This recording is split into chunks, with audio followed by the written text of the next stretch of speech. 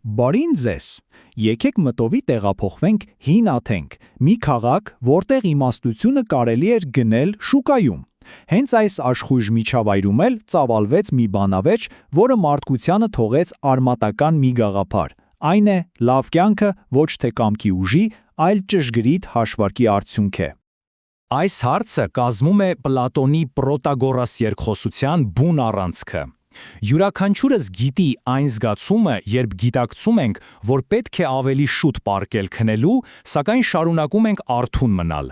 Ընդունված բացատրությունը սովորաբար թուլակամությունն է, սակայն Սոկրատեսն առաջարկում է միանգամայն այլ, կարելի է ասել ցնցող այլընտրանք։ Նա պնդում է, որ մենք սխալ ենք գործում ոչ թե այն պատճառով, որ հաճույքը մեզ հաղթում է, այլ զուտ, որովհետև սխալ ենք հաշվարկում մեր արարքների հետևանքները։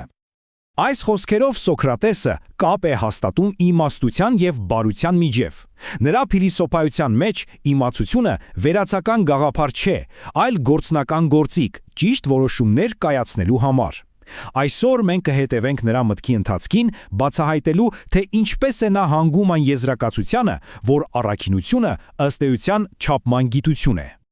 Այս փիլիսոփայական դրաման իր սկիզբն է առնում մի երիտասարդի Հիպոկրատեսի անհամբերությունից։ Նա պատրաստ է վճարել զգալի գումարներ իմաստություն ձեռք բերելու նպատակով, եւ այդ որոնումներում նրա ընտրությունը կանգ է առել իր ժամանակի ամենահռչակավոր ուսուցչի վրա։ Տեսարանը դրամատիկ է և լարված։ Հիպոկրատեսի ոգևորությունը վարակիչ է, երբ նա արթնացնում է Սոկրատեսին, հայտնելու, որ Հունաստանի մեծագույն սոփեստը Պրոտագորասը ժամանել է Աթենք։ Սա բացառիկ հնարավորություն է սովորելու այն մարդուց, ով հավակնում է դասավանդել բուն հնարավորությունը։ Հիպոկրատեսի համար խղադրույքները չափազանց բարձր են։ Նա պատրաստակամ է վճանել ցանկացած գին ձեռք բերելու այնինչ Պրոտագորասն առաջարկում է, այսինքն լավ քաղաքացի դառնալու արվեստը։ Աթենական հասարակության մեջ սա դեպի հաջողություն տանող ուղիղ ճանապարհ էր թվում։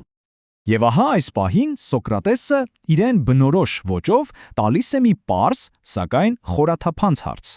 Այս հարցը խաթարում է Հիպոկրատեսի ոգևորությունը և ստիպում նրան կանգ առնել ու խորել։ Երիտասարդը ցանկանում է սովորել սոփեստից, սակայն արդյոք նա իրապես գիտակցում է, թե ինչի համար է պատրաստվում վճարել։ Այս պահը երկխոսության մեջ առանցքային նշանակություն ունի։ Հիպոկրատեսի ամոթխածությունը բացահայտում է խորը ներքին և հասարակական լարվածություն։ Սոփեստ դառնալու գաղափարը միաժամանակ և գրավիչ էր, և որոշակիորեն ամոթալի, քանի որ այն ենթադրում էր մի անհարմար ճշմարտություն, որ առաքինությունն ու իմաստությունը կարող են լինել ապրանք, որը ենթակա է առքուվաճառքի։ Այնուհետև գործողությունը տեղափոխվում է Կալիասի շքեղտուն, որտեղ Պրոտագորասը ներկայանում է շրջապատված իր երկրպագուների մի ամբողջ երգչախմբով։ Այստեղ ստեղծվում է մի կտրուկ հակադրություն։ Մի կողմում վճարովի իմաստության շքեղությունն է, մյուս կողմում Սոկրատեսի անվճար, սակայն մտքի համար անհարմար հարցադրումները։ Պրոտագորասի խոստումն ուղիղ և չափազանց ինքնավստահ։ Նա չի առաջարկում սովորեցնել տեխնիկական հմտություններ, այլ մի բան անհամեմատ ավելի կարևոր՝ լավ և արդյունավետ քաղաքացի դառնալու արվեստը։ Հենց սա է նրա ուսմունքի և առաջարկի հիմնակարը։ Եվ այս կետում սկսվում է երկխոսության կենտրոնական բախումը։ Սոկրատեսը մարտահրավեր է նետում Պրոտագորասի մասնագիտության հենց հիմքին։ Նա տալիս է մի պարզ հարց. եթե առաքինությունը կարելի է սովորեցնել այնպես, ինչպես նավաշինությունը, ապա ինչու են աթենացիներն իրենք դրան այդքան տարբեր կերպ վերաբերվում։ Այսպիսով գաղափարների նախնական բախումը հստակ է։ Սոկրատեսը հիմնվում է իրական աշխարհի դիտարկման վրա։ Նա նկատում է, որ աթենացիները չեն վարվում այնպես, կարծես քաղաքական առաքինությունը սովորեցնելի է։ Մինչդեռ Պրոտագորասը ներկայացնում է մասնագիտական հայտ, պնդելով, որ հենց դա է իր արհեստը։ Իր դիրքորոշումը պաշտպանելու համար Պրոտագորասը պատմում է Պրոմեթևսի մասին հայտնի առասպելը։ Նրա մեկնաբանությամբ տեխնիկական հմտությունները տրվել են միայն ընտրյալներին, մինչդեռ քաղաքական առաքինությունը, արդարությունն ու ամոթը Զևսը հրամայել է բաշխել բոլոր մարդկանց։ Հենց սա է պատճառը, եզրակացնում է Պրոտագորասը, որ քաղաքական հարցերում յուրաքանչյուրի կարծիքը կարևոր է և հետևաբար այդ առաքինությունը ենթակա է զարգացման և ուսուցման։ Հասկանալով, որ Պրոտագորասի առասպելը համոզիչ փաստարկ է ներկայացնում, Սոկրատեսը փոխում է իր մարտավարությունը։ Նա այլևս չի կենտրոնանում այն հարցի վրա, թե արդյոք առաքինությունը սովորեցնելի է, այլ անցնում է ավելի խորքային քննությանը։ Իսկ ինչ է առաքինությունն իր էությամբ։ Սա անշուշտ ավելի հիմնարար հարձակում է նրա դիրքերի վրա։ Բանավեճի էությունը լիարժեք ըմբռնելու համար անհրաժեշտ է հասկանալ այս կենտրոնական տերմինի նշանակությունը։ Հունարեն արետե հասկացությունը նշանակում է ոչ միայն բարոյական առաքինություն, այլև գերազանցություն կամ կատարելություն ցանկացած ոլորտում։ Եվ Սոկրատեսի հարցադրումը հետևյալն է. արդյոք լավ քաղաքացի լինելու գերազանցությունը ունի նույն բնույթը, ինչ մյուս հմտությունները։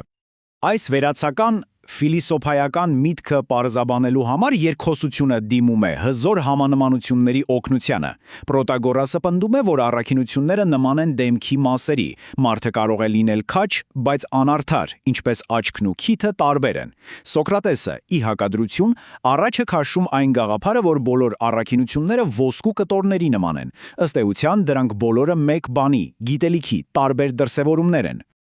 Եվ այսպիսով մենք հասնում ենք երկխոսության գլխավոր շրջադարձային կետին։ Սոկրատեսը պատրաստվում է հերքել այն համընդհանուր համոզմունքը, թե մարդիկ սխալ են գործում թուլակամության պատճառով։ Նա առաջ է քաշում արմատապես այլ բացատրություն, որը վերաիմաստավորում է ողջ խնդիրը։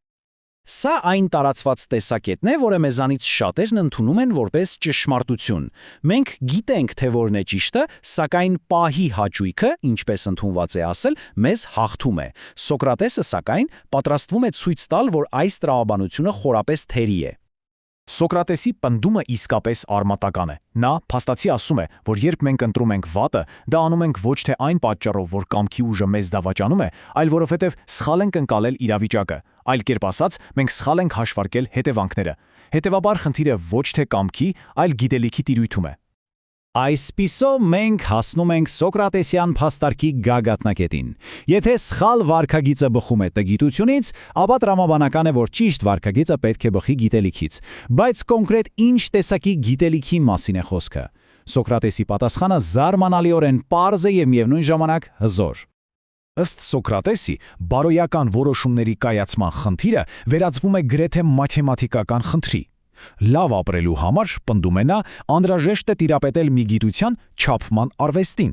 Այս արվեստը թույլ է տալիս ճշգրիտ կերպով գնահատել և համեմատել, թե որն է ավելի մեծ բարիքը՝ ներկայի փոքր հաճույքը, թե ապագայի ավելի մեծ, բայց հեռավոր բարիքը։ Եվ այսպես, եկեք ամփոփենք այս վերլուծության հիմնական թեզը։ Սոկրատեսի համար առաքինությունը կամքի պայքար չէ, այլ ճշգրիտ հաշվարկի գիտությունը։ Երբ մենք սխալվում ենք, դա ոչ թե բարոյական թուլության, այլ ինտելեկտուալ սխալի հետևանք է։ Կարելի է ասել, մենք պարզապես վատ մաթեմատիկոսներ ենք մեր սեփական երջանկության հարցում։ Հետևաբար, ինքնակատարելագործման ճանապարհը ոչ թե կամքի մարզումն է, այլ գիտելիքի ձեռքբերումը, չափման արվեստին լիարժեք տիրապետելը։ Այս հարցը, որն առաջադրվել է 2.5 հազարամյակ առաջ, շարունակում է մնալ խորապես սադրիչ և արդիական։ Եթե Սոկրատեսը ճիշտ է, ապա մեր ունեցած պատկերացումները բարոյական պայքարի մասին հիմնովին վերանայման կարիք ունեն։ Գուցե մեղքի և ամոթի զգացումների փոխարեն մեզ պարզապես անհրաժեշտ է ավելի լավ սովորել հաշվել։ Շնորհակալություն ուշադրության համար։